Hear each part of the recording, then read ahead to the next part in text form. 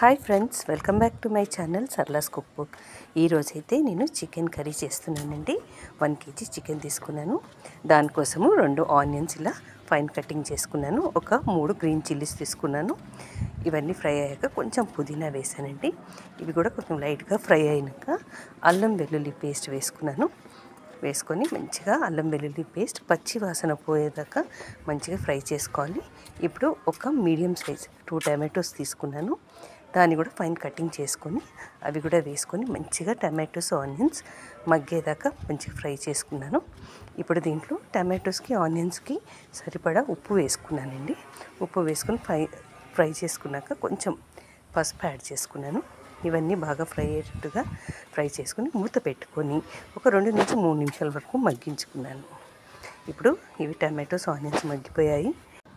ఇక్కడ నేను chicken already boil చేసుకున్నానండి. ఒక విజిల్ పెట్టుకున్నాను నేను.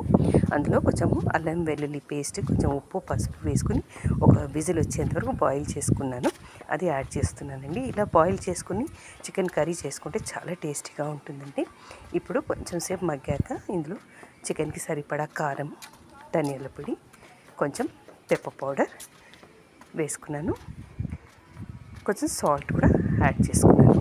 చికెన్కి సరిపడా సాల్ట్ యాడ్ చేసుకుని ఇవన్నీ స్పైసెస్ అన్నీ బాగా కలిసేటట్టుగా కలుపుకోవాలండి. ఇప్పుడు ఇక్కడ నేను చికెన్ ఉడకబెట్టిన వాటర్ని యాడ్ చేస్తున్నాను.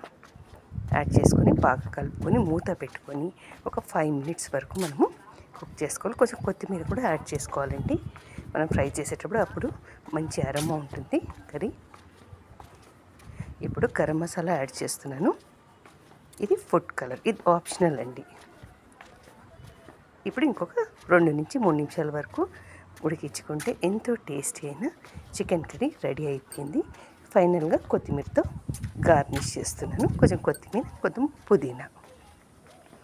ఓకే ఫ్రెండ్స్, ఎంతో టేస్టీ అయిన చికెన్ కర్రీ రెడీ అయిపోయింది. ఈ chicken curry fried rice, white rice, chapati, పుల్కాతోటి చాలా మంచి కాంబినేషన్ అండి. మీకు ఈ రెసిపీ నచ్చినట్టయితే తప్పకుండా లైక్ చేయండి, షేర్ చేయండి.